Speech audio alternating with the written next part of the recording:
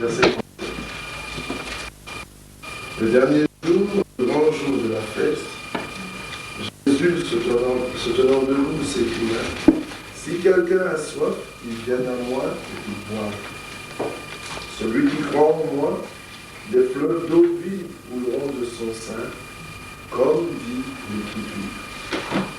Il dit cela de l'Esprit que devaient recevoir ceux qui croiraient en lui, car l'Esprit n'était pas encore, parce que Jésus n'avait pas encore été glorifié. Inclinons nos têtes. Bien-aimé Père Céleste, nous venons de lire la Sainte Parole. Cette parole qui est divine, que l'homme ne peut comprendre ni révéler de lui-même. Te demandons que ton glorieux Saint-Esprit soit présent parmi nous, pour qu'il nous révèle ta parole, qu'il ouvre à chacun de nous l'entendement afin que nous comprenions les Écritures. Comme le disait le chant, nous voulons nous approcher du trône de la grâce.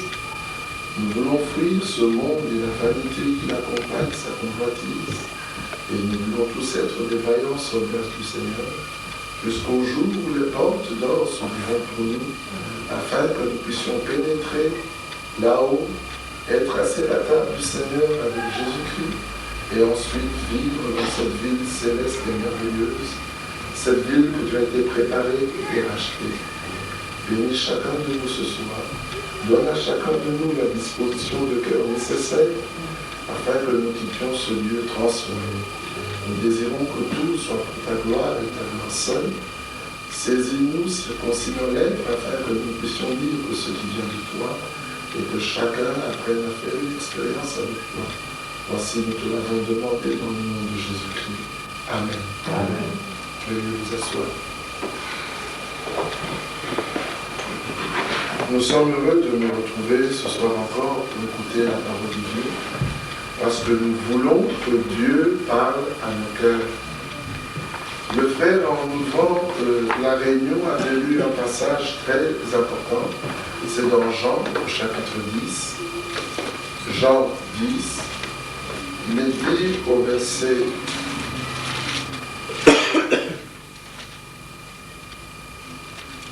27. Mes brebis entendent ma voix, je les connais et elles me suivent. Je leur donne la vie éternelle et elles ne périront jamais et personne ne les ravira de ma main. Mon Père qui me les a donnés est plus grand que tous et personne ne peut les ravir de la main de mon Père. Moi et mon Père, nous sommes un. Ici, remarquez une chose qui est très importante. Il y a une relation qui existe déjà entre le Seigneur et ses brebis. Et cette relation n'est établie que par l'écoute de la voix. Comme nous le disons au verset 27, mes brebis entendent ma voix, je les connais et elles me suivent. Il est dit, toujours dans le même livre de Jean, au chapitre 10, et nous sommes au verset 3. Là, il est dit, le portier lui ouvre et les brebis entendent sa voix. Il appelle par leur nom les brebis qui lui appartiennent et il les conduit dehors. Lorsqu'il a fait sortir toutes ses propres brebis, il marche devant elles et les brebis le suivent parce qu'elles connaissent sa voix. Elles ne suivront point un étranger, mais elles fuiront loin de lui parce qu'elles ne connaissent pas la voix des étrangers. Ceci est capital. Regardez qu'une chose que la brebis du Seigneur a, et que nul autre dans ce monde n'a, c'est que les brebis du Seigneur connaissent la voix du Seigneur. Et qu'est-ce que la voix du Seigneur? Lisons ensemble dans Ésaïe, au chapitre 28. Il est dit au verset 23, « Prêtez l'oreille et écoutez ma voix. Soyez attentifs et écoutez ma parole. » La voix du Seigneur se fait entendre par sa parole. Quand le Seigneur dit que mes brebis connaissent ma voix, ça veut dire que les brebis sont capables de reconnaître la prédication de la parole de Dieu. Amen. Chaque homme a sa parole. Pourquoi mettons-nous l'accent sur ce problème de voix et de parole? C'est parce que dans Romains chapitre 3, il nous a dit quelque chose d'important. Romains 3, nous sommes au verset 4. Loin de là, que Dieu au contraire soit reconnu vrai et tout homme pour menteur, selon qu'il est écrit, afin que tu sois trouvé juste dans tes paroles et que tu triomphes lorsqu'on te juge. La parole d'un homme, si grand soit-il, si bon soit-il, si intelligent soit-il, même si cet homme a des désirs corrects, sérieux et bons, c'est-à-dire vouloir vous faire du bien pour que vous soyez sauvés, mais si cet homme vous dit sa propre parole, qui sort de sa pensée, qui sort de sa bouche, qui sort de son cœur, sans que cet homme ne vous ait dit ce que Dieu a dit et rien que ce que Dieu a dit, cette parole porte en elle la mort. C'est pour ça que l'Écriture dit, tout homme lorsqu'il parle, même lorsqu'il dit de bonnes choses, si ce n'est pas la parole de Dieu, cet homme doit être reconnu pour menteur. Dieu seul est vrai. C'est capital, mes bien-aimés, vous allez le voir dans la minute qui suit. Lisons dans 1 Pierre, la première épître de Pierre, c'est après les Hébreux et après Jacques.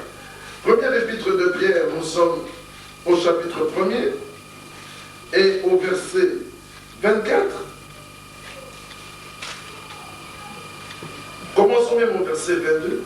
Il est dit, ayant purifié vos âmes en obéissant à la vérité. Il n'y a pas moyen que vos âmes, mon âme, soient pures si nous n'entendons pas la vérité. L'Écriture dit, ayant purifié vos âmes en obéissant à la vérité. Lorsque vous avez entendu la vérité et que vous obéissez à cette vérité, c'est alors que vos âmes peuvent être purifiées. Et il ajoute en disant ceci, aimez-vous pour avoir un amour fraternel sincère, aimez-vous ardemment les uns les autres de tout votre cœur, puisque vous avez été régénérés, non par une semence corruptible, mais par une semence incorruptible, par la parole vivante et permanente de Dieu. Tant que vous n'avez pas entendu la parole de Dieu, et rien que la parole de Dieu, il n'y a pas moyen que vous soyez régénérés. Et il ajoute au verset 24. Pourquoi? Car toute chair est comme l'herbe. Et toute la gloire de l'homme et de la chair est comme la fleur de l'herbe. L'herbe sèche et la fleur tombe, mais la parole du Seigneur demeure éternellement. Donc l'homme, comme il doit mourir, sa parole a en elle la mort. Même si cet homme est un homme qui vous écoute, qui vous dit, regardez, pour être agréable à Dieu, faites ceci, faites ceci, faites ceci. Tant que la chose qui vous est dite n'est pas trouvée dans l'Écriture, il n'y a pas moyen que vous puissiez être transformé et être agréable à Dieu. Est-ce que la chose est bien claire? C'est pour ça que l'Écriture nous dit une chose. Quiconque ajoute un mot à ce qui est écrit dans ce livre, Apocalypse chapitre 22, je crois que c'est au verset 18, Dieu le frappera de tous les fléaux décrits dans ce livre. Et si quelqu'un retire un mot de ce qui est écrit dans ce livre, Dieu retire sa part de l'arbre de la vie qui est dans la cité de Dieu. Ceci est très important. Regardez encore un autre passage de l'Écriture. Pourquoi avons-nous cité ces passages de l'Écriture?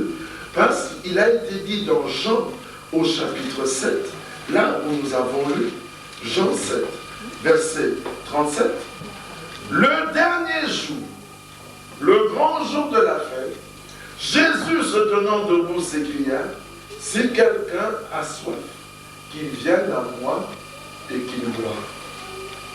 Celui qui croit en moi, comme dit l'Écriture, des fleuves d'eau vive couleront de son sein.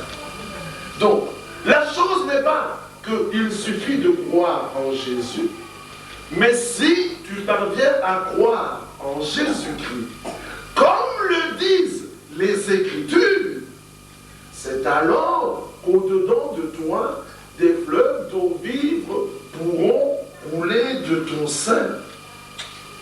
Tant que tu crois en Jésus, comme le dit une église, comme le dit un pasteur, comme le dit une communauté ou une assemblée, il n'y a pas moyen que des fleuves d'eau vive coulent de ton sein. Parce qu'à ce moment-là, tu as écouté la parole d'une communauté, c'est la communauté qui doit te rémunérer, c'est-à-dire qui doit te payer la foi que tu as eue en sa parole. Mais si tu crois en Jésus-Christ, comme le disent les Écritures, alors Dieu est obligé, comme le disent les Écritures, de te donner la vie éternelle jusqu'à te remplir du Saint-Esprit. Est-ce que vous saisissez la chose? Regardez dans Jérémie au chapitre 1er. Dans Jérémie au chapitre 1er, il est dit au verset 11, « La parole de Yahvé me fut adressée en ces mots. Que vois-tu, Jérémie ?» Jérémie répondit, « Je vois une branche d'amandier. » Et Yahvé me dit, « Tu as bien vu, car je veille sur ma parole pour l'exécuter. » Dieu ne veille pas sur ma parole à moi pour l'exécuter. Dieu ne veille pas sur la parole d'un pasteur, d'une église, d'une communauté. Dieu veille sur sa parole pour l'exécuter. Donc ce n'est que si la parole de Dieu est trouvée en toi que Dieu va veiller sur toi parce que tu es le vase dans lequel il y a la parole. Je vais prendre un exemple très simple. Le vase n'a pas de valeur. C'est ce qui est dans le vase qui a de la valeur.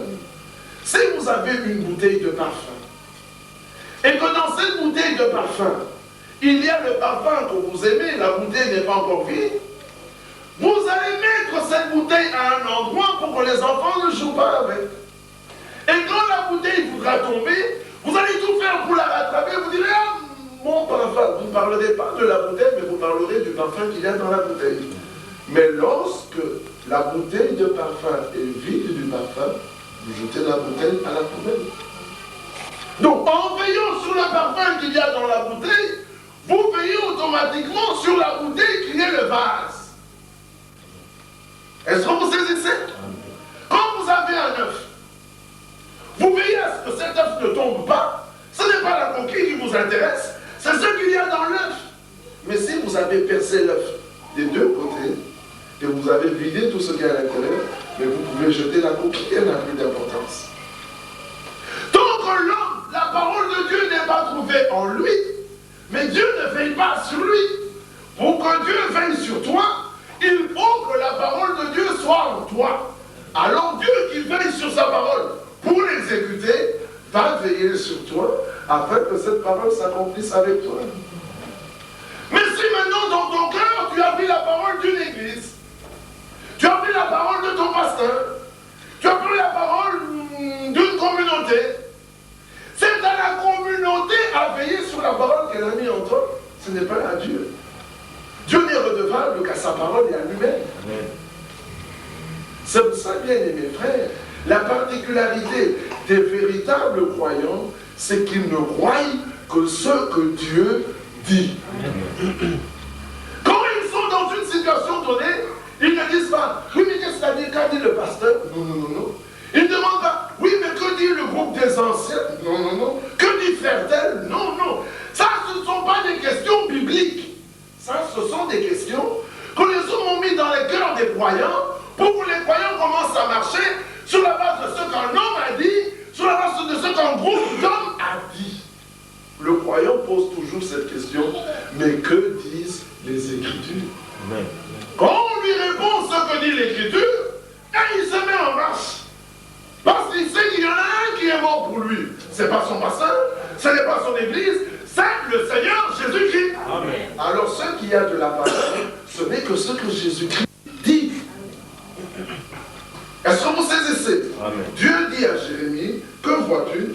je vois une page dans mon livre. Dieu dit, mais tu as bien vu, car je veille sur ma parole pour l'exécuter. Si Dieu a dit dans sa parole que celui qui croit en moi, des fleuves d'eau vive couleront de son sein, donc Dieu veille sur cette parole pour l'exécuter. Mais que dit la parole? Celui qui croit en Jésus-Christ, comme le disent les Écritures. Donc, si maintenant tu crois en Jésus-Christ, comme le disent les Écritures, Dieu veille maintenant sur sa parole. Il regarde. Il trouve un cœur qui croit, comme le disent les Écritures, Dieu est obligé d'accomplir sa parole. Mais si maintenant toi tu crois en Jésus-Christ, et puis on te dit, mais l'Écriture dit qu'il n'est pas la deuxième personne de la Trinité, mais que Jésus-Christ est Dieu manifesté en chair. Jean 1,14, toi tu dis, non, moi je ne crois pas ça, je crois qu'il est la deuxième personne de la Trinité. Dieu n'est pas obligé de veiller sur cette parole, parce que ce n'est pas la sienne. C'est pour ça que mon frère, ma soeur, ton combat de tous les jours, c'est que dans tout ce que tu crois, dans tout ce que tu fais, tu te demandes, mais que dit Dieu? Le désir de notre cœur est que chacun de nous qui est ici puisse comprendre que les églises des hommes, les communautés, tous les groupes religieux que vous voyez qui sont organisés en tant que dénomination ont eu un jour un commencement. Mais nous faisons partie d'une famille dans laquelle le premier-né, c'est Jésus-Christ. Ce n'est pas moi qui le dis. La Bible dit dans Colossiens, au chapitre 1er, lisons ensemble cela. Vous allez voir, Colossiens 1. Vous y êtes. Nous sommes dans Colossiens, au chapitre 1er, au verset 17. Il est avant toute chose, et toute chose subsiste en lui. Il est la tête du corps de l'Église. Il est le commencement, le premier-né d'entre les morts, afin d'être en tout le premier, car Dieu a voulu faire habiter toute plénitude en lui. Jésus est le premier-né, et Dieu a voulu que toute plénitude divine habite en lui. Dans Éphésiens, au chapitre 3, l'Écriture dit ceci. À cause de cela, verset 14. Je fléchis le genou devant le Père, de qui toute famille dans les cieux et sur la terre tire son nom, afin qu'il vous donne, selon la richesse de sa gloire, d'être puissamment fortifié par son esprit dans l'homme intérieur. Regardez ici, il est dit que nous faisons partie d'une famille qui est dans les cieux, une famille dont Dieu est le Père. C'est dans cette famille que nous devons être trouvés. Si vous êtes capable de retrouver l'église dans laquelle Pierre était, Jacques était, Jean était, Paul était, c'est dans cette église-là que toi, ma soeur, et toi, mon frère, tu dois être aujourd'hui. N'essaye pas de te placer dans l'église dans laquelle ton père était, ta mère était. Non. L'église qui a de la valeur aux yeux de Dieu, Matthieu chapitre 16, voilà l'église qui a de la valeur aux yeux de Dieu. Matthieu 16, verset 18. Commençons verset 17.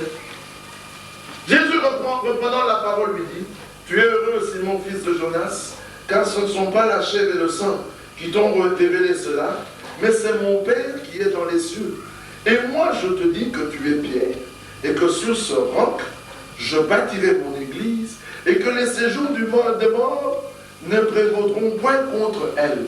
Voilà l'église qui a de la valeur aux yeux de Dieu. C'est celle que Jésus-Christ lui-même a bâtie. C'est cette église-là contre laquelle le séjour des morts n'a pas de victoire. Toutes les autres églises, le séjour des morts a la victoire sur elles. Remarquez une chose capitale, il n'a pas dit Pierre va bâtir mon église. Il n'a pas dit Paul va bâtir mon église, ou encore moins Jean va bâtir mon église. Il a dit, je bâtirai mon église. C'est dans cette église-là que toi et moi, nous devons être trouvés. Cette église, c'est la famille de Dieu, dans laquelle Jésus-Christ est lui-même le premier-né. On n'y entre pas en disant, je veux faire partie de cette église. Non, non, non, non. On n'y entre que par la nouvelle naissance.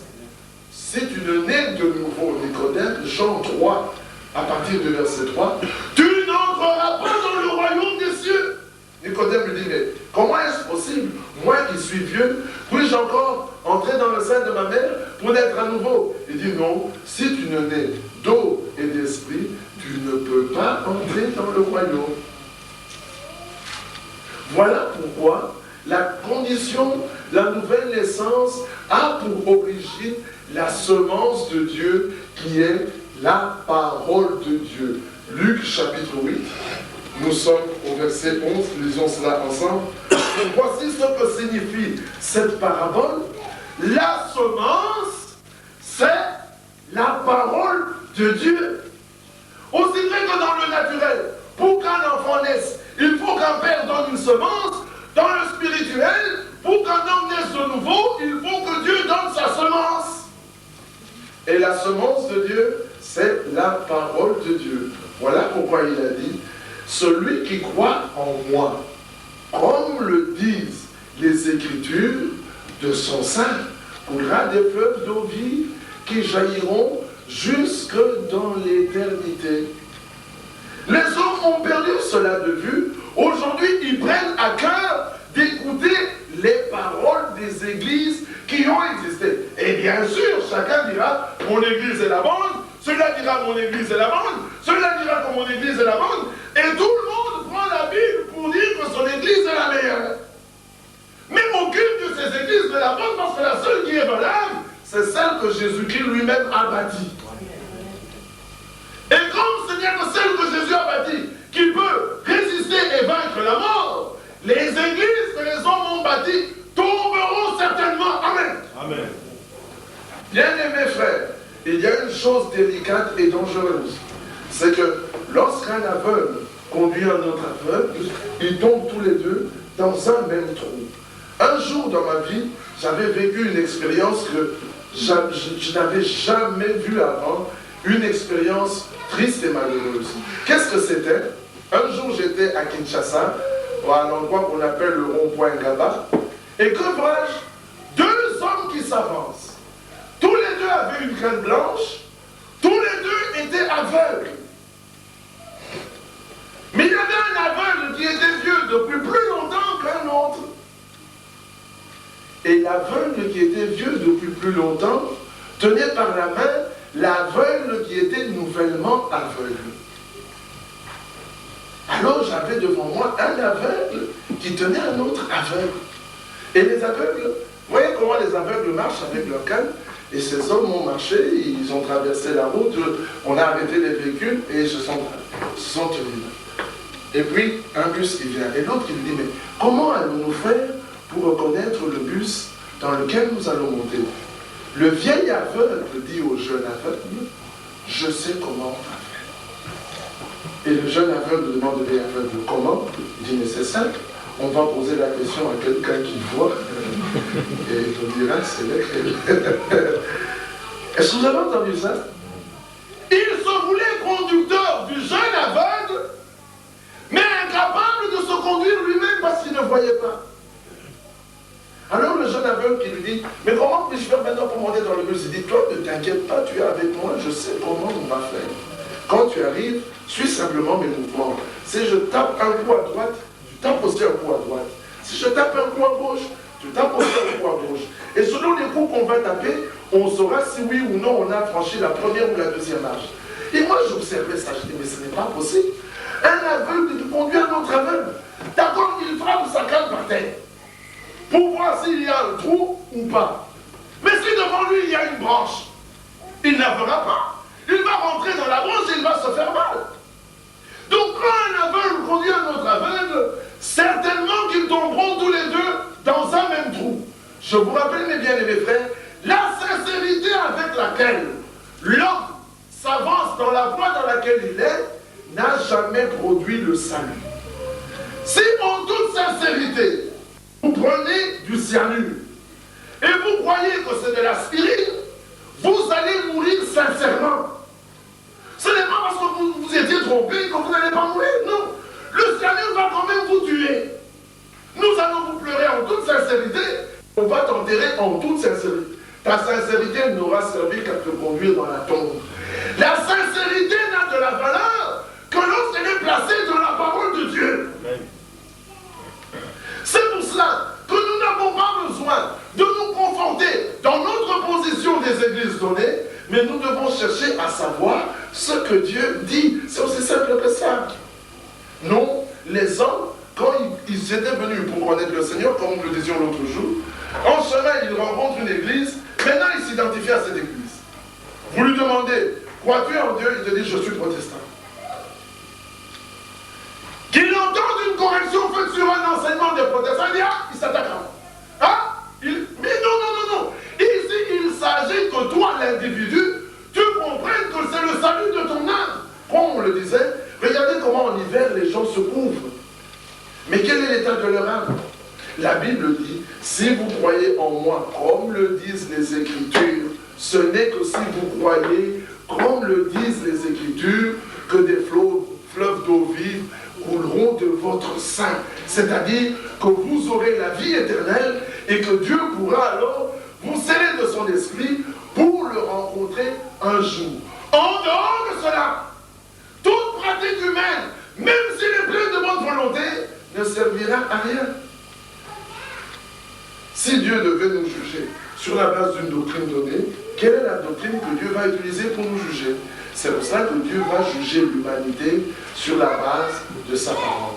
Et Jean 10 dit, mes brebis connaissent ma voix, elles ne suivront jamais un étranger parce qu'elles connaissent ma voix. Écoutez ce que Jésus dit dans Jean au chapitre 8. Toujours sur le problème de la parole de Dieu. Il dit dans Jean 8 au verset 43, il s'adresse aux Juifs, il dit, pourquoi ne comprenez-vous pas mon langage? Parce que vous ne pouvez écouter ma parole. Vous avez pour père le diable et vous voulez accomplir les désirs de votre père. Il a été meurtrier dès le commencement et il ne se tient pas dans la vérité parce qu'il n'y a pas de vérité en lui. Lorsqu'il profère le mensonge, il parle de son propre chef car il est le menteur, il est menteur et le père du mensonge. Et moi, parce que je vous dis la vérité, vous ne me croyez pas. Qui de vous me convaincra de péché? Si je dis la vérité, pourquoi ne me croyez-vous pas? Celui qui est de Dieu écoute les paroles de Dieu. Vous n'écoutez pas parce que vous n'êtes pas de Dieu. Amen. C'est aussi simple que ça. Il leur demande, mais pourquoi ne comprenez-vous pas mon langage? Je dis, mais c'est parce que vous n'écoutez pas ma parole. Et il dit, et pourquoi n'écoutez-vous pas ma parole? Et parce que vous n'êtes pas de Dieu. Celui qui est de Dieu écoute la parole de Dieu. Voilà la fin de toute discussion. La Bible ne dit pas que celui qui est de Dieu écoute les paroles du pasteur. La Bible ne dit pas que celui qui est de Dieu écoute les paroles d'un évangéliste. La Bible ne dit pas que celui qui est de Dieu écoute les paroles de l'église pentecôtiste, de l'église protestante ou de l'église catholique. Non, la Bible dit que celui qui est de Dieu écoute les paroles de Dieu. Voilà pourquoi celui qui est de Dieu demande toujours, mais que dit Dieu? Quand il pose la question, que dit Dieu? En fait, il demande, mais que disent les Écritures? Il demande toujours une démonstration biblique parce qu'il ne sait que c'est la seule et unique possibilité pour lui d'être en règle avec Dieu. Alors les hommes parlent à tout le monde de sainteté. Quand vous allez dans l'église catholique, on vous dira c'est un saint homme. Ils comprennent quelque chose par saint homme. Quand vous allez dans l'église protestante, cet homme est un saint. Les protestants comprennent le saint d'une certaine manière. Quand vous allez chez les pentecôtistes, cet homme est saint. Ils le comprennent aussi d'une manière. Quand vous allez chez les musulmans, cet homme est saint. Ils le comprennent aussi d'une manière. Quand vous venez dans l'écriture, l'écriture dit aussi cet homme est saint. Mais non, quel saint voulez-vous être? Le saint pentecôtiste, protestant, musulman, catholique, ou vous voulez être saint selon Dieu? Amen. Le saint selon Dieu, il est toujours sur la base de la parole. Parce que dans Jean au chapitre 17, l'Écriture dit quelque chose au verset 17. Sanctifie-les par ta vérité, ta parole est la vérité. Amen. Amen. Donc, Jésus dit, Père, sanctifie-les par ta vérité, mais il ajoute, ta parole est la vérité. Donc, pour qu'un homme soit sanctifié, il faut qu'il soit sanctifié sur la base de la parole de Dieu. Ah. Maintenant, je vais vous donner un exemple très simple. Quand vous allez dans certaines églises, pour qu'une femme prie, il faut qu'elle mette un foulard. Tant qu'elle n'a pas mis un foulard, elle n'est pas sainte aux yeux de Dieu pour prier. Ça, c'est dans leur église. Quand vous allez dans une autre église, ce n'est pas la foulard qu'il faut couvrir, mais c'est les chaussures qu'il faut enlever. Tant que vous avez les chaussures aux pieds, vous ne pouvez pas prier, vous n'êtes pas encore agréable à Dieu d'après eux. Quand vous allez maintenant chez les catholiques, eux, ils peuvent fumer, ils peuvent boire. Quand il va, comment il appelle ça, au confessionnal, il va voir le prêtre qui lui dit Ave Maria et 80 je ne sais quoi. Pour lui, il est en règle avec Dieu. Mais ils oublient que l'Ave Maria, ce n'était même pas Ave Maria, c'était une salutation. C'est comme si aujourd'hui j'entrais chez vous, je dis bonjour ma soeur, que Dieu te bénisse, tu as trouvé grâce aux yeux de Dieu.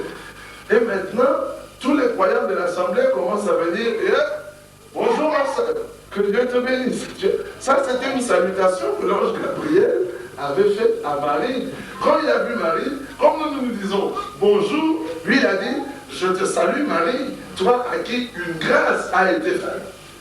Mais eux, ils ont enlevé je te salue Marie et ils ont mis je vous salue Marie. Et au lieu de dire toi à qui une grâce a été faite, ils disent pleine de grâce. Mais Marie n'était pas pleine de grâce, c'est pas vrai. Lisons ensemble cela. Qu'est-ce qui a été dit à Marie quand l'ange l'a vu? Le croyant ne dit que ce que dit l'Écriture. Amen. Amen. Luc au chapitre 1er,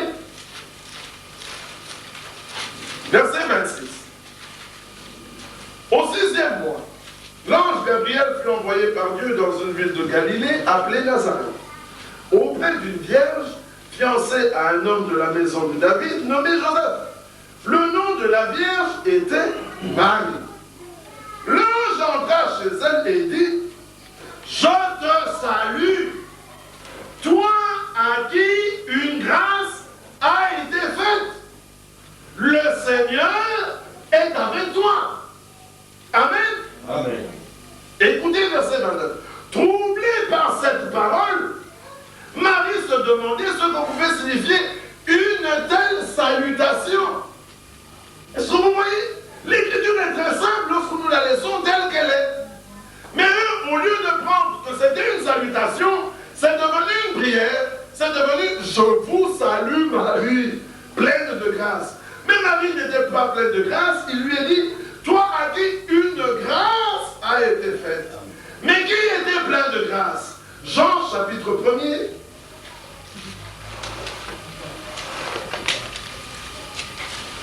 Vous y êtes? Verset 1er. Au commencement était la parole, et la parole était avec Dieu, et la parole était Dieu. Verset 14. Et la parole a été faite chair, et la parole a habité parmi nous, elle était pleine de grâce et de vérité. Amen. C'est pour cela qu'au verset 18, au verset 16, l'Écriture nous dit « Et nous avons tous reçu de sa plénitude, et grâce pour grâce. » Amen. Ah, voilà le langage biblique. Ce n'était pas Marie qui était pleine de grâce, c'est la parole. Et qui est la parole? Dieu fait ça, c'est Jésus-Christ. Voilà qui est plein de grâce. Voilà pourquoi nous allons tout prendre auprès de lui. Colossiens 3, 17. Tout ce que vous faites, faites-le au nom du Seigneur Jésus-Christ. Voilà pourquoi tout nous le faisons au nom du Seigneur Jésus-Christ. Et là, nous trouvons encore dans un domaine où nous ne comprenons plus rien avec les hommes. Des hommes intelligents, des hommes qui ont beaucoup étudié, qui ont des diplômes. Matthieu chapitre 28, verset 16, les 11 disciples allèrent en Galilée, sur la montagne que Jésus leur avait désignée. Pourquoi 11? Parce que le 12e Judas était déjà mort. Il s'était pendu. Vous voyez? Et quand ils virent Jésus, ils l'adoraient, mais quelques-uns eurent des doutes. Jésus s'étant approché leur parla ainsi. Tout pouvoir m'a été donné dans le ciel et sur la terre. Allez et faites de toutes les nations mes disciples. Bien-aimés frères, nous devons faire des disciples de qui? De Jésus-Christ. Pourquoi faisons-nous des disciples d'autres choses aujourd'hui? Au lieu de faire des disciples de Jésus, les hommes font des disciples d'hommes. Mais que dit l'Écriture? Allez, faites de toutes les nations des disciples, les baptisant au nom, lisez là, le nom est au singulier, au nom du Père, du Fils et du Saint-Esprit.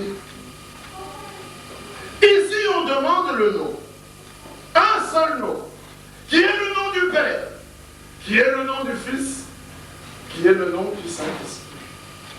Ce n'est pas au nom au pluriel, comme s'il y avait 3 noms. Non, il n'y a qu'un seul nom. Ce nom-là est unique, mais c'est le même nom. Le nom du Père, c'est le nom du Fils, c'est le nom du Saint-Esprit. Amen. Si c'était au pluriel, on aurait dit au nom avec X. En lingala, ça aurait été Nabakombo. Mais en lingala, c'est clair, Nakombo, mon corps. Pas au pluriel, un seul nom. Mais là où ça devient encore plus marrant et triste, chacun peut rire ou pleurer selon sa position, c'est quand nous lisons Luc 24. L'Écriture dit, en mon nom, ils prêcheront la bonne nouvelle. Marc 16, en mon nom, ils chasseront les démons. En mon nom, ils imposeront les mains aux malades. En mon nom, en mon nom, en mon nom. Le baptême aussi, c'est au nom d'un seul nom. Vous avez entendu? Amen. Mais quand ils baptisent, ils disent, ils te mettent un peu d'eau d'abord sur la tête. Ça, c'est la première chose. Baptiser vient du mot grec qui veut dire plonger. Mais eux, ils le baptisent en mettant 2 gouttes d'eau sur la tête. C'est pas baptisé. Vous imaginez un homme qui est mort, vous dites, on va l'enterrer. Puis vous prenez un peu de sable et vous mettez sur son visage et vous partez. Les gens vous disent, mais vous n'avez pas enterré? Quand on enterre quelqu'un, il disparaît. Quand on plonge quelqu'un dans l'eau, il doit disparaître. Mais on met 2 gouttes d'eau sur la tête. On l'a oublié, on n'a pas plongé. Ça, vous comprenez? D'abord, ils commencent par vous mettre 3 gouttes d'eau sur la tête. Puis ils disent, aux yeux de tous, je te baptise au nom du Père, du Fils et du Saint-Esprit. Et tout le monde dit Amen. Maintenant, je vous pose une question. Avez-vous vu quelqu'un chasser les démons? 3 démons! Je te chasse au nom du Père, du Fils et du Saint-Esprit. Jamais, non. Vous avez déjà vu quelqu'un qui dit je passe la bonne nouvelle au nom du Père, du Fils et du Saint-Esprit? Jamais. Là, ils connaissent le nom. Mais quand on arrive au baptême, ils oublient le nom. Par quelle magie? Je ne la connais pas. Mais revenons un peu à ce fameux nom. Quel est le nom du Père, du Fils et du Saint-Esprit? La question ici, l'ordre n'est pas donné aux catholiques, ni aux protestants, ni aux pentecôtistes, ni à n'importe quelle église. Croyez-vous cela? L'ordre était donné à qui? Aux 11 disciples. Et les disciples savaient qui est le Père, qui est le Fils et qui est le Saint-Esprit. Amen. Amen. Eux le savaient. Vous voyez qu'ils le savaient? Amen. Nous allons voir ensemble que eux savaient. Matthieu 11. Nous sommes dans Matthieu au chapitre 11, verset 26. Commençons même au verset 25. En ce temps-là, Jésus prit la parole et dit, je te loue, Père, Seigneur du ciel et de la terre, de ce que tu as caché ces choses aux sages et aux intelligents. Ce sont des choses cachées et de ce que tu les as révélées aux enfants.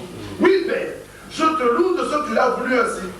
Toutes choses m'ont été données par mon Père et personne ne connaît le Fils si ce n'est le Père. Personne non plus ne connaît le Père. Écoutez, si ce n'est le Fils et celui à qui le Fils veut le révéler. Amen. Amen. Mais non, pour qu'un homme connaisse le Père, il faut que le Fils te le révèle.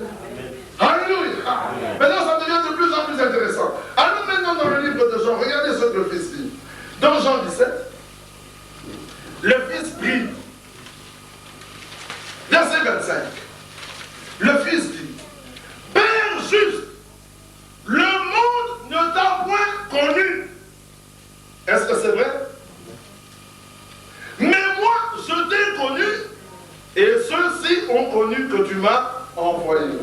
Qui sont-ils? Les 11. Je leur ai fait connaître ton nom. Amen. Et je le leur ferai connaître afin que l'amour dont tu m'as aimé soit en eux et que je sois en eux. Alléluia. Amen. Toute la terre ne connaissait pas le Père, mais il n'y avait que les 11 disciples qui connaissaient le Père. Pourquoi? Parce que Jésus dit, je leur ai fait connaître ton nom. Amen. Mais avant il dit, le monde ne t'a point connu. Alors, personne ne connaît le Père.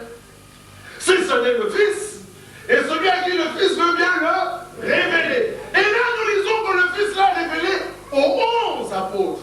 Amen. Amen. Et le Fils dit, personne non plus ne connaît le Fils. Croyez-vous ça? Oui. Et le Fils ajoute que personne ne connaît le Saint-Esprit. Regardons que personne ne connaît le Saint-Esprit. Jean 14.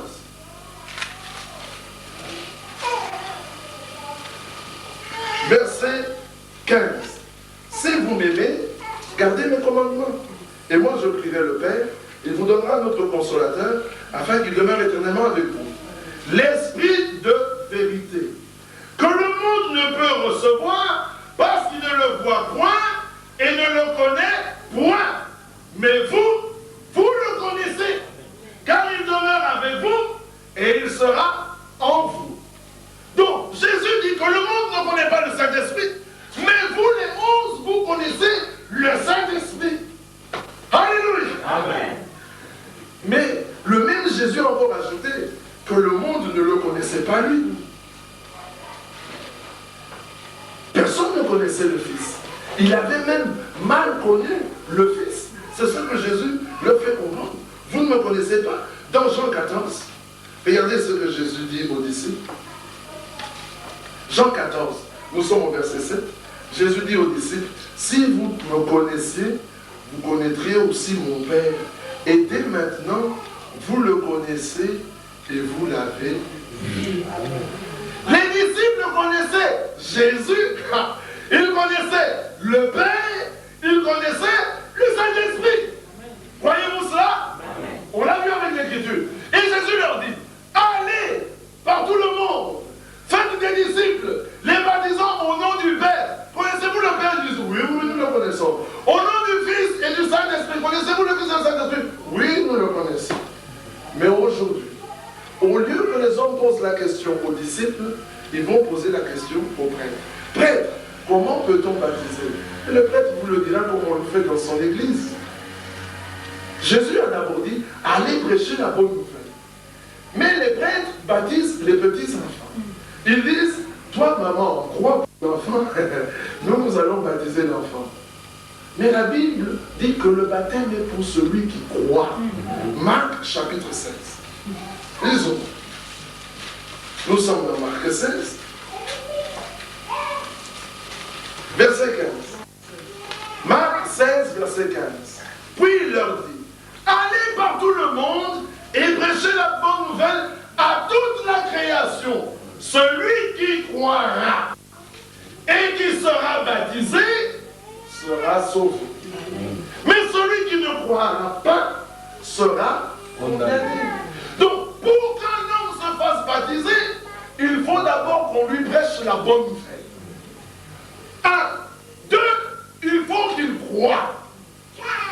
3. Il faut qu'il accepte de devenir disciple de Jésus-Christ. Alors, on peut ensuite le baptiser. Mais les hommes, des petits-enfants, on leur met de l'eau sur la tête, l'enfant ne sait même pas pourquoi on le mouille. La preuve, c'est qu'il se met à pleurer. D'autres, ils deviennent hommes, on les fait passer un drapeau, et tu es baptisé. Alors, quand vous allez dans chaque église baptise comme elle veut. L'armée du salut baptise en passant sous le drapeau. Mais passer sous le drapeau, c'est passer sous le drapeau. Ce n'est pas entrer dans l'eau. C'est très clair. Donc chacun veut maintenant faire comme il veut. Mais alors, si vous voulez connaître le baptême protestant, demandez aux protestants. Si vous voulez connaître le baptême pentecôtiste, demandez aux pentecôtistes. Si vous voulez connaître le baptême catholique, demandez aux catholiques. Mais si vous voulez comprendre l'ordre que Jésus avait donné aux 11 disciples, il faut poser la question aux 11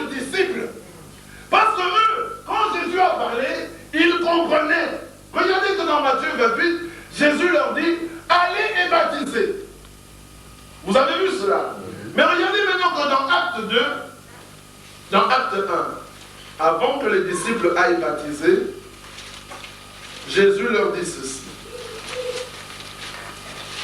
Acte 1. Il leur dit dans Matthieu 28, allez baptiser, mais dans Acte 1 au verset 28, dans Acte 1, au verset 4, il leur dit, comme il se trouvait avec eux, il leur recommanda de ne pas s'éloigner de Jérusalem, mais d'attendre ce que le Père avait promis. Ce que je vous ai annoncé, leur dit-il. Car Jean a baptisé d'eau, mais vous, dans peu de jours, vous serez baptisés du Saint-Esprit. Verset 8. Mais vous recevrez une puissance. Le Saint-Esprit survenant sur vous, c'est alors que vous serez mes témoins. Les témoins de qui?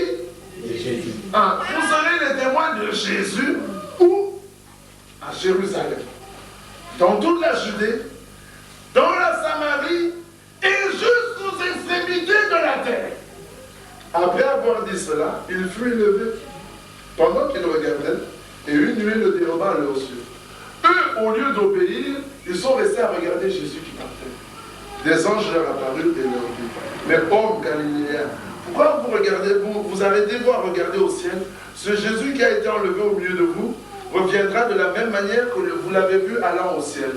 Après cela, ils obéissent maintenant, ils vont à Jérusalem, et avant de commencer à prêcher et à baptiser, ils attendent d'être remplis du Saint-Esprit. Amen. Alors ils attendent. Et le jour de la Pentecôte, le Saint-Esprit vient sur eux, ils sont baptisés du Saint-Esprit. Alors Pierre se lève. Maintenant, Pierre peut exécuter l'ordre que Jésus a donné dans Matthieu 28. Est-ce que c'est clair? Oui. Alors là, il leur prêche la parole. Et que leur dit-il? Que Jésus, que vous avez vu, est venu mourir pour vos péchés. La plénitude divine a habité en lui. Cet homme, c'était Dieu lui-même manifesté dans la chair. Il est mort pour vos péchés. Il est ressuscité le 3e jour. Il est monté au ciel. Maintenant, il a répandu le Saint-Esprit comme vous le voyez et l'entendez. Alors les Juifs qui croyaient en Yahvé sont surpris et disent, mais homme frère, que ferons-nous? Acte 2, 37. Après avoir entendu ce discours, ils eurent le cœur vivement touché. Ils dirent à Pierre et aux autres apôtres, hommes frères, que ferons-nous? Pierre leur dit, mais repentez-vous et que chacun de vous soit baptisé au nom de Jésus-Christ. Amen. À cause du pardon de vos péchés, et vous recevrez le don du Saint-Esprit. Ah, l'ordre qui était donné dans Matthieu 28, Pierre, par le Saint-Esprit, donne l'interprétation. Le nom du Père, du Fils et du Saint-Esprit, c'est le Seigneur Jésus-Christ. Mais aujourd'hui, qu'entendons-nous? On prêche la bonne nouvelle à quelqu'un, l'homme dit, mais maintenant frère, que puis-je faire pour être sauvé? Il dit, pour être sauvé, écris ton nom dans le registre, tu dois venir à l'assemblée tous les jours, tu dois beaucoup jeûner, tu dois beaucoup prier, viens, on va mettre de l'eau sur ta tête au nom du Père, du Fils et du Saint-Esprit. Est-ce que tu avais pris la communion quand tu étais enfant? Mais ce n'est pas la réponse que Pierre avait donnée. Si la réponse que Pierre avait donnée était inspirée par le Saint-Esprit, jusqu'à aujourd'hui, Dieu donnera la même réponse. Amen. Parce que Dieu ne change pas. Aujourd'hui, si un homme entend la parole et il veut être agréable à Dieu, la Bible dit, repens-toi et fais-toi baptiser au nom de Jésus-Christ pour le pardon de tes péchés et tu recevras. Pourquoi cela? Maintenant, il y a des hommes qui veulent opposer Pierre à Jésus, qui disent, non, Pierre n'a pas obéi à l'ordre de Jésus. N'oubliez pas que Jésus avait dit dans Jean 16, tu es Pierre, et je te donne les clés du royaume. Ce que tu liras sur la terre sera lié au ciel. Ce jour-là, Pierre ouvre la porte du royaume pour la première fois. Si nous obéissons, faisons comme avait fait le premier apôtre. Que chacun de nous se repente et qu'il se fasse baptiser dans le nom de Jésus-Christ pour le pardon de ses péchés. Mais ce baptême n'est pas quand l'homme dit « je veux me faire baptiser ». Non, il faut que cet homme entende d'abord la vérité, la bonne nouvelle, qu'il accepte dans son cœur, qu'il se repente et qu'il accepte de se conformer à toute la parole. Quand il a expérimenté dans son cœur que réellement Christ, le Seigneur Jésus, est mort pour ses péchés, pour le salut de son âme, et qu'il se sait pardonné, qu'il a fait une expérience avec Dieu, cet homme n'hésitera pas un seul instant. Au contraire, son cœur va brûler pour entrer dans les eaux du baptême. Tous ceux qui hésitent, c'est parce qu'ils n'ont pas encore cru. C'est aussi simple que ça. Maintenant, les uns disent, ah mais non, ce n'est pas juste. Si nous avons vu ensemble que les apôtres connaissaient le Père, les apôtres connaissaient le Fils, les apôtres connaissaient le Saint-Esprit. Maintenant, nous allons voir qui est le Saint-Esprit. Dans Jean, toujours, Jésus parle, nous sommes dans Jean 14. Nous sommes au verset 23. Jésus lui répondit, si quelqu'un m'aime, il gardera ma parole, et mon Père l'aimera. Frère, nous viendrons à lui et nous ferons notre demeure chez lui. Et remontons maintenant au verset 17. L'esprit de vérité que le monde ne peut recevoir, parce qu'il ne le voit point et ne le connaît point. Mais vous le connaissez, car il demeure avec vous. Qui demeurait avec eux en ce moment-là? C'était Jésus. Et il sera en vous. Je ne vous laisserai pas orphelins, je viendrai à vous. Lorsque Dieu était dans le ciel, on l'a appelé Père. Lorsque Dieu est venu sur la terre, on l'a appelé Fils. Lorsque Dieu est entré en nous, on l'a appelé Saint-Esprit. Quel est son nom? C'est le Seigneur Jésus-Christ. Dans Éphésiens, au chapitre 4, l'Écriture dit ceci. Éphésiens 4, verset 4. Regardez, attentivement. Il y a un seul corps et un seul esprit. Avez-vous lu?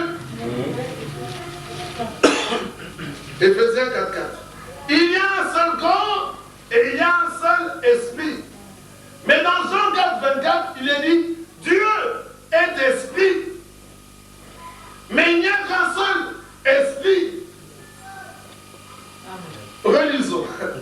Jean 4, 24. Dieu est esprit. Voyez-vous cela? Amen. Maintenant, dans Éphésiens 4, 4, il dit, il y a un seul corps et un seul esprit. Ah. C'est quel esprit maintenant? Si le Saint-Esprit n'est pas Dieu lui-même, dans les hommes, alors il y a plusieurs esprits. Et si l'esprit de Jésus n'est pas l'esprit du Saint-Esprit, n'est pas le Saint-Esprit, et il n'est pas l'esprit de Dieu, alors il y a trois esprits. Alors nous tombons dans la trois personnes. Mais la Bible dit un seul corps et un seul esprit. Comme aussi vous avez été appelé à une seule espérance par votre vocation. Il y a un seul Seigneur. Il n'y en a qu'un seul. Il n'y a pas deux Seigneurs. Il n'y a qu'un seul. Écoute, ô Israël, Yahvé, votre Dieu, est l'unique Seigneur. Amen. Amen. Il n'y a pas de Seigneur. Le seul Seigneur qu'Israël connaissait, c'était Yahvé. Mais la Bible dit qu'il n'y a qu'un seul Seigneur. Si le Seigneur Jésus-Christ n'est pas le Seigneur Yahvé, alors il y a deux Seigneurs.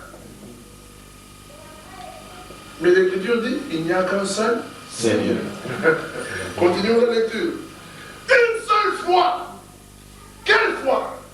La foi catholique? La foi protestante? La foi pentecôtiste? La foi kimangouiste?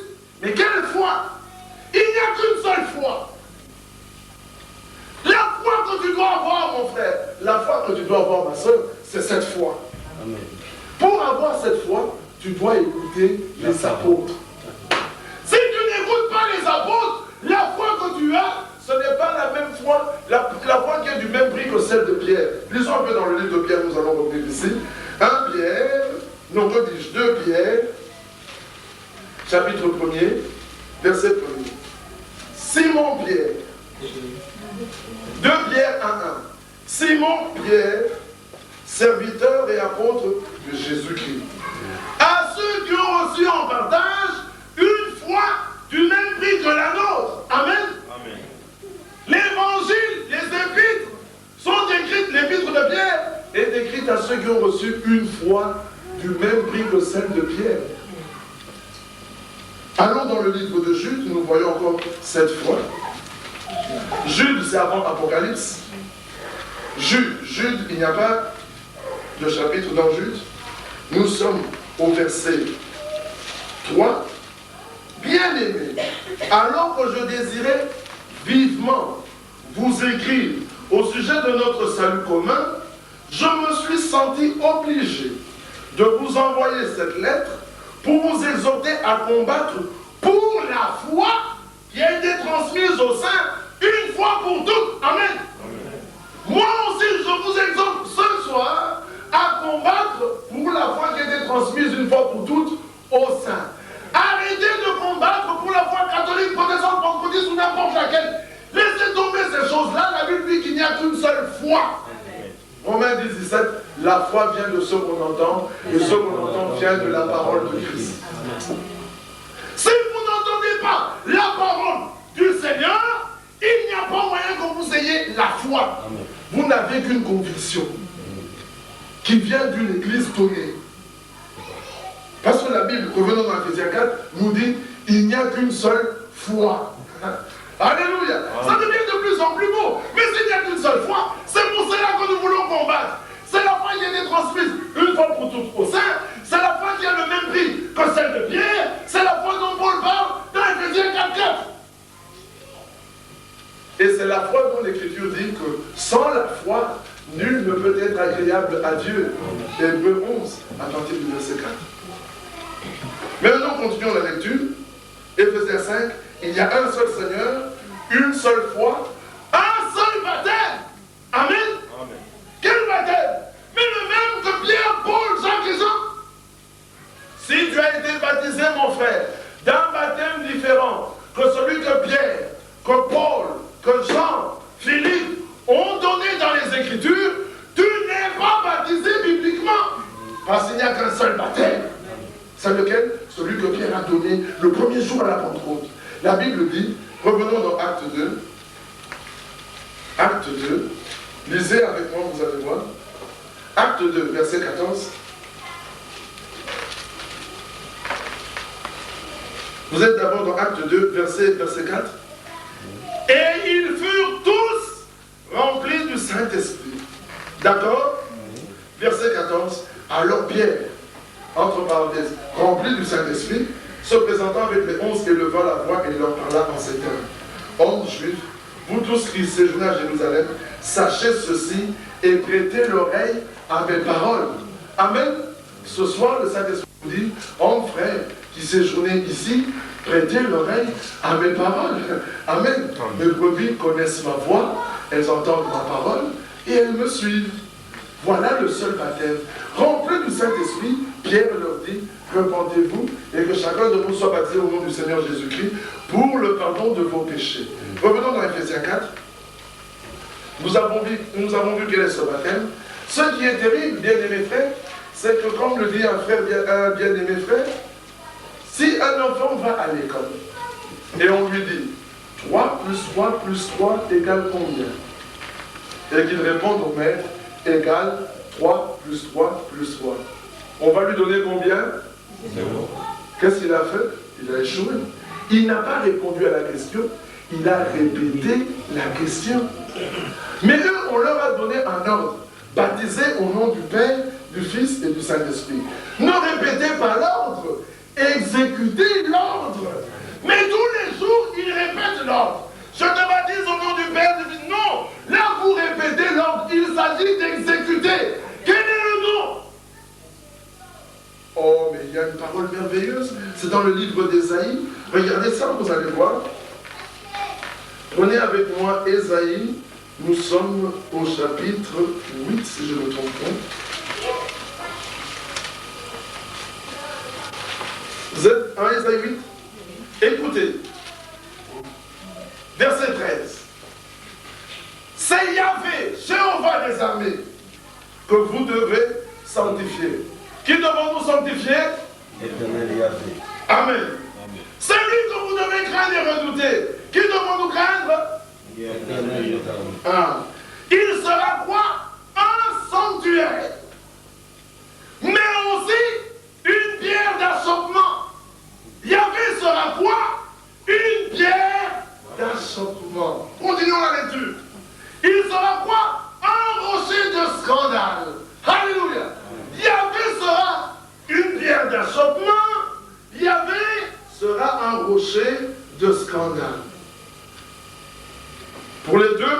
d'Israël, un filet et un piège pour les habitants de Jérusalem.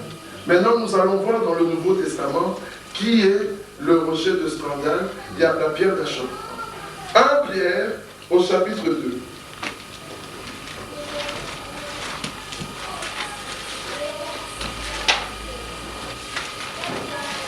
Vous y êtes? Lisons au verset 3. Si vous avez goûté que le Seigneur, le seul et l'unique Seigneur, n'oubliez pas que le Seigneur et ses disciples s'adressaient aux Juifs. Et les Juifs, quand on leur disait le Seigneur, ils savaient que c'était Yahvé. Si vous avez goûté que le Seigneur, Yahvé est bon, mais approchez-vous de lui. Pierre vivante, rejetée par les hommes, mais choisie et précieuse devant Dieu. Verset 6. Car il est dit dans l'Écriture, voici je mets en Sion une pierre angulaire, choisie, précieuse. Et celui qui croit en elle ne sera point confus. L'honneur est donc pour vous qui croyez. Mais pour les incrédules, la pierre qu'ont rejeté ceux qui bâtissaient est devenue la principale de l'angle et une pierre d'achoppement et un rocher de scandale. Amen. Qui est le rocher de scandale? Qui est la pierre d'achoppement? C'est Yahvé. Mais maintenant on ajoute une révélation. On dit que le rocher de scandale, la pierre d'achoppement, c'est la pierre angulaire. Amen. Est-ce que vous suivez avec moi? Amen. Mais la Bible ajoute, verset 8, il s'y hâte pour n'avoir pas cru à la parole. Quand on ne croit pas à la parole, on botte le pied dans cette pierre de scandale, d'achoppement, qui est quoi? La pierre angulaire. Acte 4. Nous allons voir qui est la pierre angulaire. Acte 4. Nous sommes au verset 11.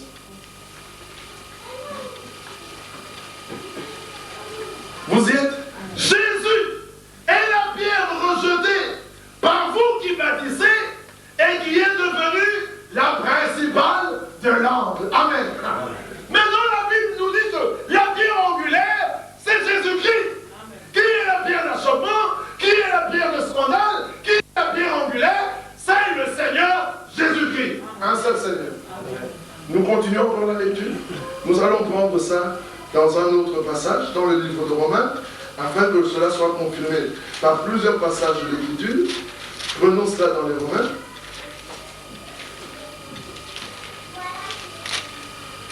Nous sommes au verset 30.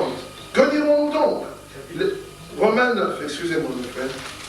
Que dirons-nous donc? Les païens qui ne cherchaient pas la justice ont obtenu la justice qui vient de la foi. Tandis qu'Israël, qui cherchait une loi de justice, n'est pas parvenu à cette loi. Nous sommes dans Romains 9, verset 32. Pourquoi? Parce qu'Israël a cherché, non par la foi, mais comme provenant des œuvres. Ils se sont heurtés contre la pierre d'achoppement, selon qu'il est écrit, voici je mets en Sion une pierre d'achoppement et un rocher de scandale. Et celui qui croit en lui, un homme, ne sera point confus. Allons encore dans une autre écriture. C'est Matthieu 21.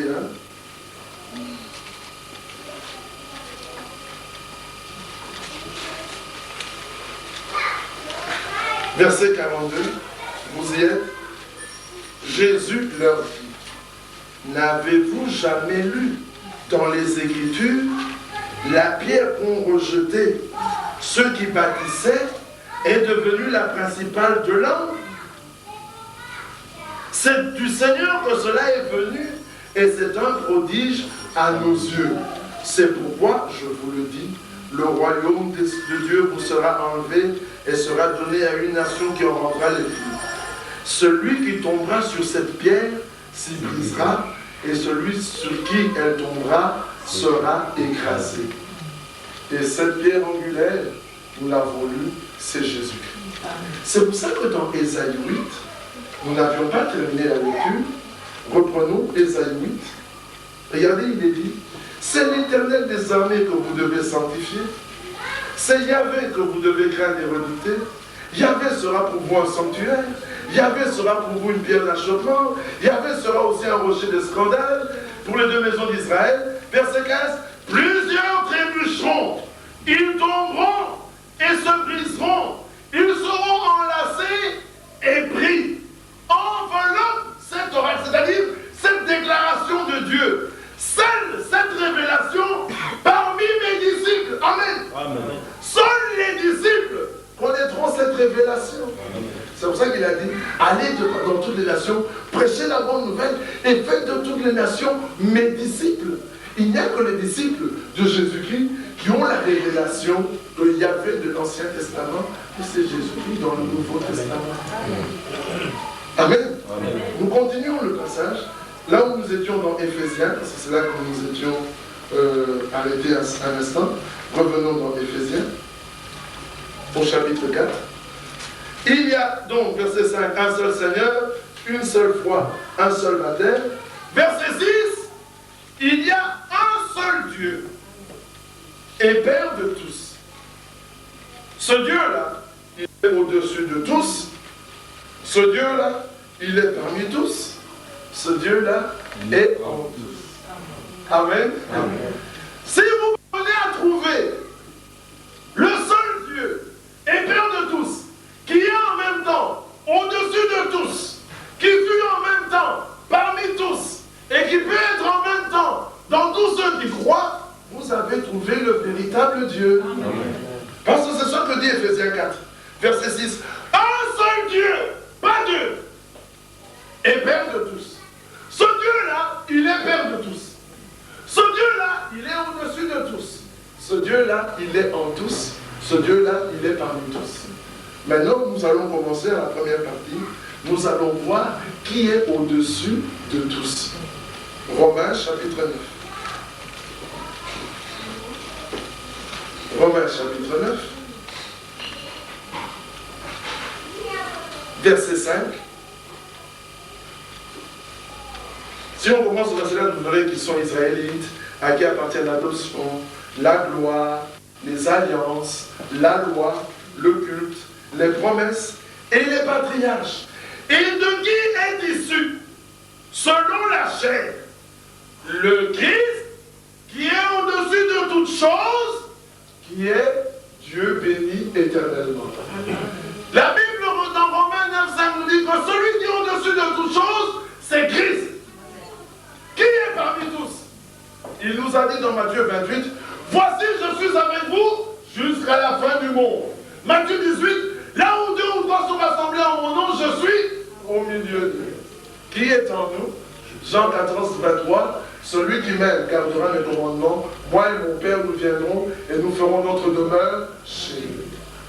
Nous voyons donc que le seul Dieu qui est au-dessus de tous, parmi tous et en tous, c'est le Seigneur Jésus-Christ. Voilà pourquoi quand le Seigneur a dit aux apôtres, allez et faites de toutes les nations mes disciples, nous prêchons Jésus-Christ et Jésus-Christ crucifié. Il a dit que celui qui croira, mais qu'il se fasse baptiser au nom du Père, du Fils et du Saint-Esprit. 3 fois 3 fois 3 égale combien? Ce n'est pas égal 3 fois 3 fois 3. Donnez la réponse. Et Pierre avait la réponse. Paul avait la réponse. Amen. Amen. Philippe avait la réponse. Regardez comment Philippe a baptisé. Nous sommes dans les Actes, au chapitre 8. Nous allons voir un baptême biblique.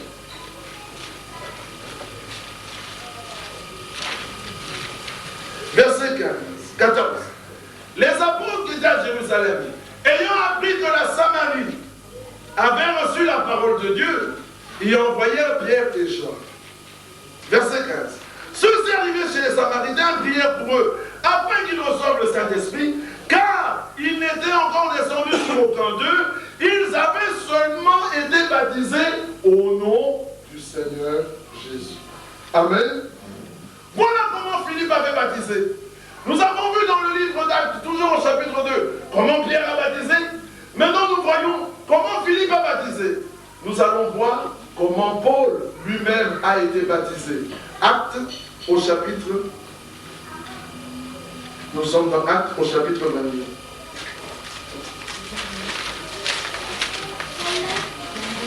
Acte 22, nous sommes au verset 13.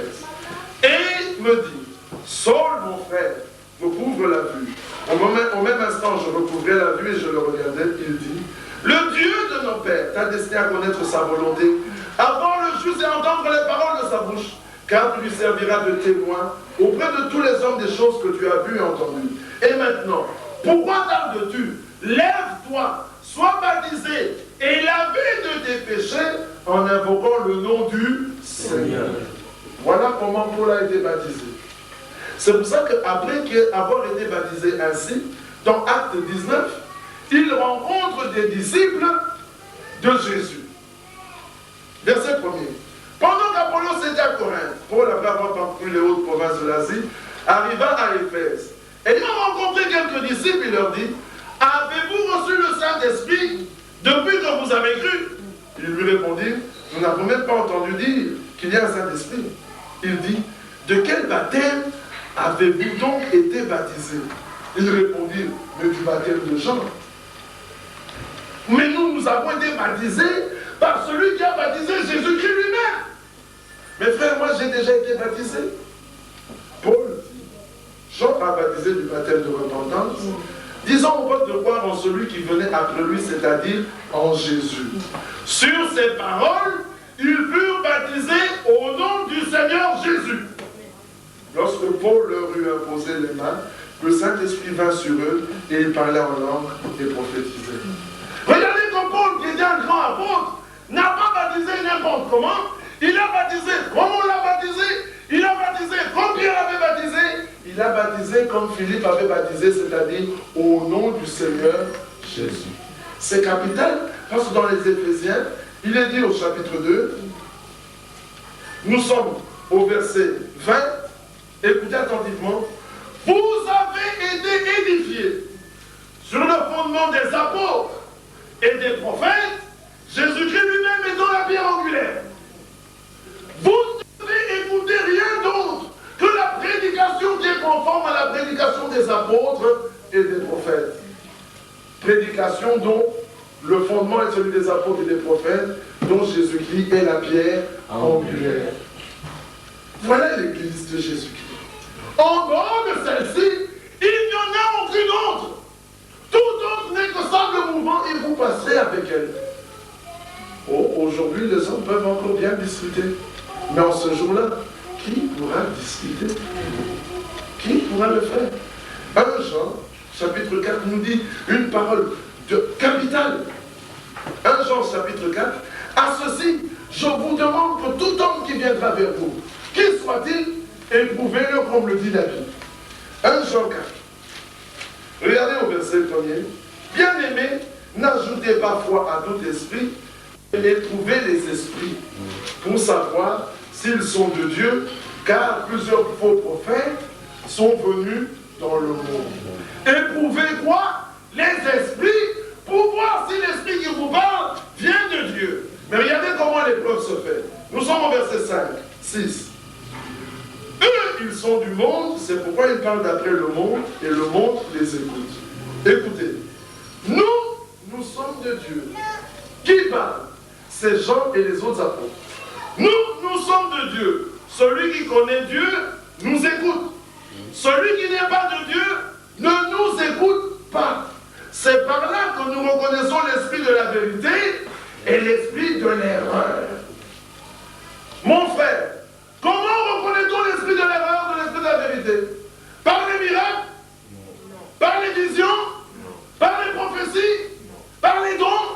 Par l'amour? Non. On reconnaît cet esprit en ceci. S'ils écoutent ce que disent les apôtres, c'est l'esprit de vérité. S'ils ne parlent pas comme par les apôtres, c'est l'esprit de l'erreur. Voilà comment tout homme doit être éprouvé. Quand un homme ouvre la bouche pour parler, regardez si ce qu'il dit est en accord avec les apôtres. Si ce n'est pas comme on parlait les apôtres, c'est l'esprit de l'erreur. Un jour, je parlais avec un homme. On arrive à ce passage. Je lui dis, crois-tu cela? Il me dit oui. Il était venu avec 3 ou 4 de ses disciples. Je lui demande, crois-tu ce passage? Il me dit oui, je le crois. Je dis, bon, maintenant, à partir de cet instant, nous allons faire une épreuve. Toi et moi. Toi, tu me dis ce que disent les apôtres, et tu vas voir si moi je le crois. Et moi, te dire ce que disent les apôtres, mais on va voir si tu crois. Et on verra lequel de nous deux a l'esprit de l'erreur ou l'esprit de la vérité. Je lui dis, tu es d'accord? Il me dit oui.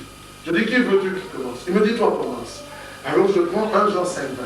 Maintenant, vous allez vous éprouver vous-même pour voir si vous avez l'esprit de l'erreur ou l'esprit de la vérité. C'est-à-dire, si vous êtes prêt à vous soumettre à Dieu ou pas. 1 Jean 5, 20. Lisons lentement. Nous savons aussi que le Fils de Dieu est venu. Et que lui, le Fils de Dieu, nous a donné l'intelligence pour connaître le véritable. C'est-à-dire le véritable Dieu. Et nous sommes dans le véritable. En son Fils Jésus-Christ, c'est lui qui est le Dieu véritable et la vie éternelle. Amen. Amen. Alors je lui dis, crois-tu cela?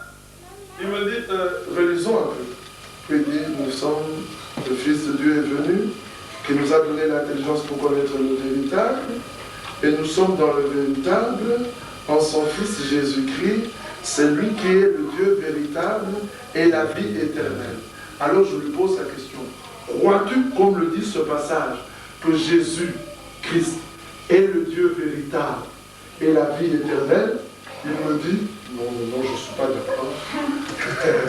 Alors je lui demande, qui a l'esprit de l'erreur? Il me dit, c'est toi. Alors je demande à ses disciples, qui a l'esprit de l'erreur? Ses disciples disent, c'est lui. Et il s'est fâché sur ses disciples. Il n'a pas voulu que la discussion continue. Je dis, mais ne te fâche pas. Les apôtres ont dit, nous sommes de Dieu. Croyez-vous que les apôtres soient de Dieu? Ah, celui qui connaît Dieu écoute les apôtres de Dieu. En ceci, nous connaissons l'esprit de vérité et l'esprit de l'erreur. Celui qui parle et écoute et croit, comme disent les apôtres, a l'esprit de vérité. Celui qui refuse a l'esprit de l'erreur. Vous comprenez, les frères? C'est pour ça que nous devons prêcher. Comme les apôtres, nous devons baptiser. Comme les apôtres, nous devons croire. Comme les apôtres, nous devons tout faire comme les apôtres. Parce qu'eux étaient dans la véritable Église. L'Église primitive, l'Église originale. En ce temps de la fin, Dieu a ramené sa parole pour que nous ayons le même enseignement, la même foi, la même pratique, les mêmes dons. C'est pour ça qu'en ce lieu, nous mettons la parole de Dieu avant toute chose. Rien de ce qui soit contraire à la parole ne peut se trouver parmi nous. Alors veillons à ce que dans nos pratiques, dans notre manière de croire, dans notre manière de vivre, dans notre manière de parler, de penser, de baptiser, tout ce que nous faisons doit être en conformité avec les Saintes Écritures. Amen. Amen. Si nous croyons cela, alors, et que nous le mettions en pratique, nous pourrons être trouvés prêts pour le retour de Jésus-Christ. C'est important. Avant le retour de Jésus-Christ, il faut que la restauration de toutes choses vienne. Il faut que l'Église se tienne dans la même puissance que se tenait l'Église du début. Au commencement, quand les hommes entraient dans l'assemblée, c'était le Saint-Esprit qui révélait les pensées de leur cœur. Mais aujourd'hui, ce sont les croyants qui vont raconter au pasteur ce que d'autres croyants ont fait. Le Saint-Esprit n'agit pas de la même manière. Pourquoi les hommes ont interprété la parole? Voilà pourquoi Dieu a renvoyé la parole dans toute sa plénitude, pour que lorsque nous serons tous accordés aux Saintes Écritures, Dieu enverra une si grande puissance de l'Esprit que la même Église sera manifestée dans la même puissance, dans la même vie, dans les mêmes dons, dans le même enseignement et la même pratique que l'Église primitive. C'est alors que Jésus-Christ reviendra et que nous irons à sa rencontre. Croyez-vous cela? Mon frère, ma soeur, l'Écriture a dit dans Jean 7, là où nous avons commencé, celui qui croit en moi, comme le disent les Écritures, des fleuves d'eau vive couleront de son sein et jailliront jusque dans l'éternité. Mais celui qui croit en moi, comme le dit une église, les fleuves d'eau vive ne jailliront pas. Celui qui croit en moi, comme le dit un prédicateur, les fleuves d'eau vive ne jailliront pas. Celui qui croit en moi, comme il veut bien croire, les fleuves d'eau vive ne jailliront pas. Mais celui qui croit en moi, comme le disent les Écritures, des fleuves d'eau vive couleront de son sein. Mes brebis connaissent ma voix et elles me suivent. Elles ne suivront pas un étranger parce qu'elles ne connaissent pas la voix de l'étranger. Pourquoi n'écoutez-vous pas ma parole? Parce que vous n'êtes pas de Dieu. Celui qui est de Dieu écoute les paroles de Dieu. Que Dieu nous fasse grâce, que Dieu nous aide à comprendre que la véritable foi n'est basée que sur l'œuvre accomplie à Golgotha. C'est en lui que se trouve le salut. Tu crois qu'il n'y a qu'un seul Dieu, mais tu fais très bien. Mais lisons un peu l'Écriture. Parce que les gens disent, ah, moi je crois qu'il n'y a qu'un seul Dieu, c'est suffisant. Lisons ensemble, Jacques au chapitre 2. Verset 19. Tu crois qu'il y a un seul Dieu, tu fais bien. Les démons le croient aussi et ils tremblent. Tu crois qu'il n'y a qu'un seul Dieu, mais tu fais bien. Mais les démons le croient aussi et ils tremblent. Mais il y en a parmi nous qui croient qu'il y a un seul Dieu et qui ne tremblent même pas. S'ils croient qu'il n'y a qu'un seul Dieu, donner le salut, alors les démons seraient sauvés, parce que les démons croient qu'il n'y a qu'un seul Dieu. Mais la Bible dit dans 1 Jean 5,12, celui qui a le Fils a la vie. Le salut, la foi qui sauve, c'est dans l'œuvre accomplie à Golgotha. Et la sanctification agréable à Dieu, c'est celle qui est sur la base de la parole. Lis ce que disent les Écritures, mets cela en pratique, tu seras saint selon la volonté de Dieu. Les autres nous disent que Marie est montée au ciel, et ils appellent ça l'Assomption. Lisons un peu dans les Écritures. Jean chapitre 3. Jean chapitre 3, verset 13. Personne n'est monté au ciel, si ce n'est celui qui est descendu du ciel, le Fils de l'homme qui est dans le ciel. Celui qui parlait, c'était Jésus le Fils de l'homme. Matthieu 16, 13. Que dit-on de moi, le Fils de l'homme? Et le Fils de l'homme dit ici, nul n'est monté au ciel, si ce n'est celui qui est descendu du ciel, le Fils de l'homme qui est dans le ciel. La question, où est le Fils de l'homme au moment où il parle? Vous allez me répondre sur la terre, parlant avec Nicodème. Parce que la Bible dit au verset 2, Nicodème, un chef des Juifs, qui vint lui auprès de Jésus de nuit et lui dit, Rabbi. Donc Jésus est assis dans la maison sur la terre, parlant avec Nicodème, mais il dit à Nicodème, nul n'est monté au ciel, si ce n'est celui qui est descendu du ciel, le Fils de l'homme qui est dans le ciel. Lui-même, Jésus dit que le Fils de l'homme est dans le ciel, mais lui-même, Jésus était là sur la terre dans la maison parlant avec Nicodème. Qui est celui qui peut être en même temps au ciel et sur la terre, si ce n'est le Seigneur Dieu? Amen. Qui est le seul capable de monter au ciel, si ce n'est celui qui est descendu du ciel? C'est parce que les hommes ne sont plus prêts à croire, comme le dit le Seigneur, qu'il faut n'importe quoi. Jérémie 1, 12. Jérémie, que vois-tu? Une branche d'amandier. Dit, tu as bien vu, parce que je veille sur ma parole pour l'exécuter. Dieu ne veillera sur toi que si tu as pris sa parole dans son cœur. Ce soir, mon frère, ce soir, ma soeur, remets-toi en question. Arrête-toi. Vérifie qu'à chaque pas, tu sois en règle avec le Seigneur. Dieu n'est pas un magicien. Les magiciens, ce sont des hommes qui font un petit mouvement, là, claque, ils claquent des doigts et subitement les choses sont là. Non, non, non, non. Si vous lisez l'Écriture, Daniel, alors qu'il était vivant, Dieu lui a dit, Daniel, va te reposer en paix.